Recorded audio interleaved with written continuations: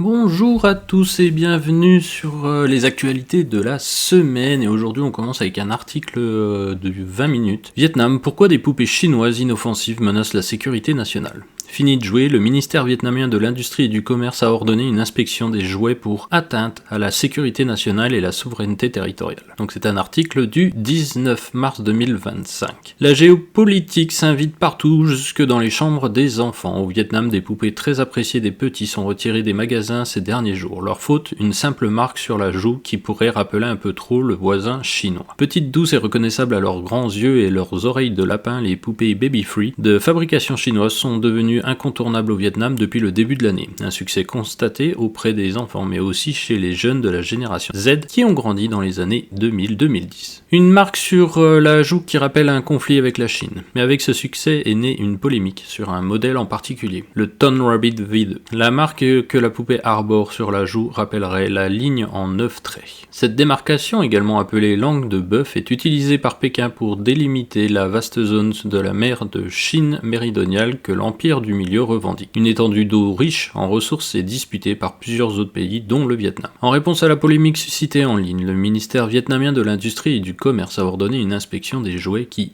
explique les autorités attendent à la sécurité nationale et à la souveraineté territoriale. Les ventes s'effondrent. Dans la capitale vietnamienne, Hanoi, des vendeurs ont expliqué à l'AFP avoir retiré la plupart des poupées de leurs rayons. Et alors que les ventes de Baby Free étaient jusqu'ici florissantes, la plupart des marchands de jouets témoignent d'un boycott qui a vu les ventes des objets de la marque s'effondrer. La semaine dernière, la ligne en 9 traits avait déjà suscité la polémique. Le site internet de Shaggy, une marque de thé au lait chinoise censée ouvrir sa première boutique au Vietnam, a été submergé de commentaires d'internautes en colère, parfois menaçants, après l'affichage en ligne d'une carte faisant figurer la démarcation en question. La mer de Chine méridionale abrite d'importantes réserves de pétrole et de gaz naturel, ainsi que des routes essentielles au trafic maritime commercial. Et on continue avec un article du 18-3. 12 produits vietnamiens frôlent le milliard de dollars à l'export. Au cours des 2 premiers mois de l'année, les exportations vietnamiennes ont généré plus de 64 milliards de dollars avec 12 produits phares enregistrant un chiffre d'affaires d'au moins 1 milliard de dollars chacun. D'après l'Office d'État statistique, la valeur totale des exportations du Vietnam a atteint près de 64,3 milliards de dollars, soit une progression de 8,4% par rapport à la même période de l'année précédente. Parmi ces exportations, 12 groupes de produits stratégiques ont franchi le seuil du milliard de dollars, notamment plusieurs secteurs ayant traversé une année 2023 difficile ont connu un rebond rapide, renouant avec une dynamique de croissance à 2 chiffres. En tête des exportations, les produits électroniques, ordinateurs et composants ont rapporté plus de 12 milliards de dollars en hausse de 25% sur un an. Les téléphones et leurs composants suivent avec plus de 9 milliards de dollars, tandis que les machines d'équipement, outils et pièces détachées atteignent 7,6 milliards de dollars. Le secteur du textile et de l'habillement enregistre quant à lui 5,6 milliards de dollars. D'autres produits se distinguent également en dépassant le milliard de dollars d'exportation, notamment le bois et ses produits dérivés, les chaussures, les produits de la mer, le café, le riz, le caoutchouc, l'acier et les noix de cajou. Bien que certains produits n'aient pas encore atteint la barre du milliard de dollars, ils affichent une croissance significative témoignant d'une forte demande sur les marchés internationaux. C'est le cas du poivre qui atteint 720 millions de dollars, plus 22% sur un an, grâce à une amélioration des prix à l'exportation. Les fruits et légumes avec 930 millions de dollars, plus 16,8, bénéficient d'une forte demande, notamment pour le fruit du dragon, la mangue, le fruit de la passion et le jacquier. Très prisés en Chine et en Europe. Les produits en plastique, quant à eux, ont généré 870 millions de dollars, plus 13,5%, portés par une demande accrue des marchés japonais, américains et européens. Les États-Unis restent le principal marché d'exportation du Vietnam avec un chiffre d'affaires dépassant 19 milliards de dollars en parallèle. En parallèle, la Chine demeure le principal fournisseur de marchandises importées par le Vietnam avec des importations atteignant 23 milliards de dollars. Selon les données de l'Office général des statistiques, le commerce extérieur du Vietnam a totalisé plus de 127 milliards de dollars sur les 2 premiers mois de l'année, soit une augmentation de 12% par rapport à la même période de l'année précédente. Le pays enregistre un excédent commercial de 1,47 milliard de dollars. Avec ses performances encourageantes, le Vietnam poursuit son ascension en tant qu'acteur clé du commerce international, porté par une diversification accrue de ses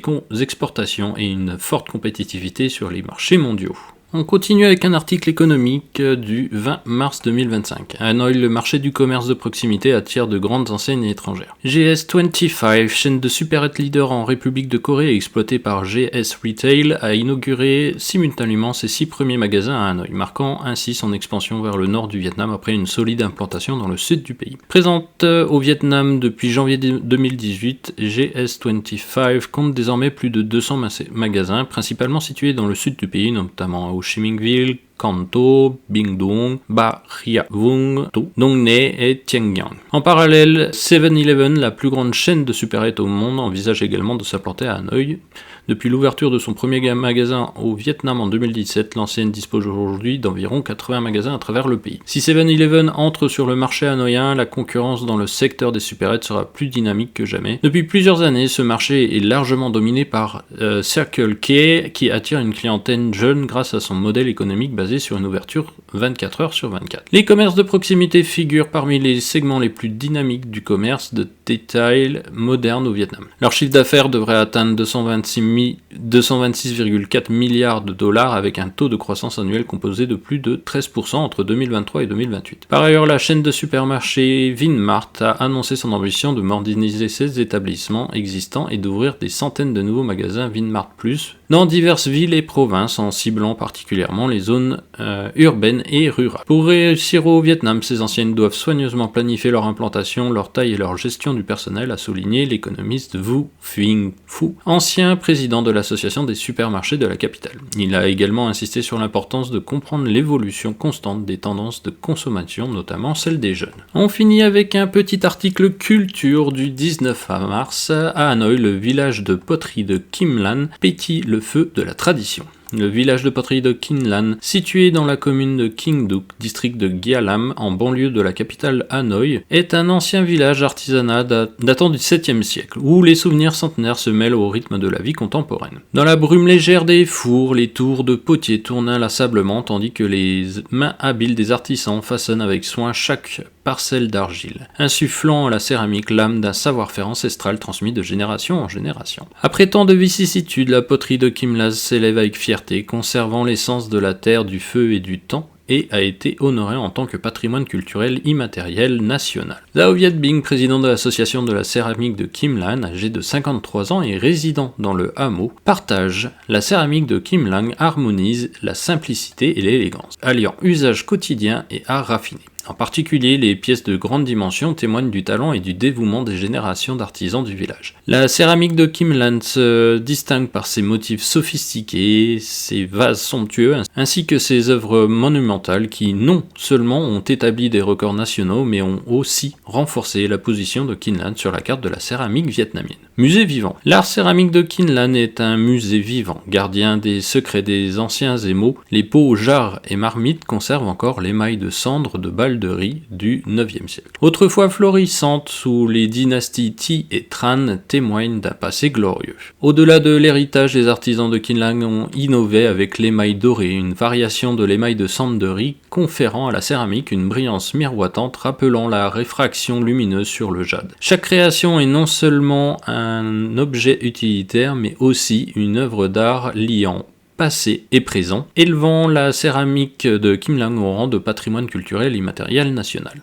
L'artisan Zhao Vietbing, président de l'association de la céramique de Kim Lan, confie que les artisans s'efforcent de restaurer l'émail vert céladon des dynasties Li et Tran, d'un vert profond semblable à l'eau d'un lac en automne. Bien que certains échantillons soient encore conservés au musée des beaux-arts du Vietnam, la formule de fabrication reste un mystère. Avec persévérance, les artisans de Kim Lan poursuivent leurs recherches dans l'espoir de redonner vie à cet émail légendaire. Phan Van Nguyen, 50 ans, résident dans le hameau, souligne l'unicité de la céramique de Kim Lan qui possède une rare capacité de luminescence sous la lumière. Maîtriser cette technique exige non seulement de l'habileté, mais aussi des années d'expérience et une profonde compréhension des propriétés de l'argile, de l'émail et du feu. Le secret de cette translucidité réside dans la sélection rigoureuse des matières premières et une cuisson précise. L'argile de kaolin doit être purifiée de toute impureté avant une cuisson à près de 1300 degrés. Une fois cuite, la céramique devient translucide comme une ampoule LED. Une température inférieure produit une teinte jaunâtre ou opaque. Ce phénomène lumineux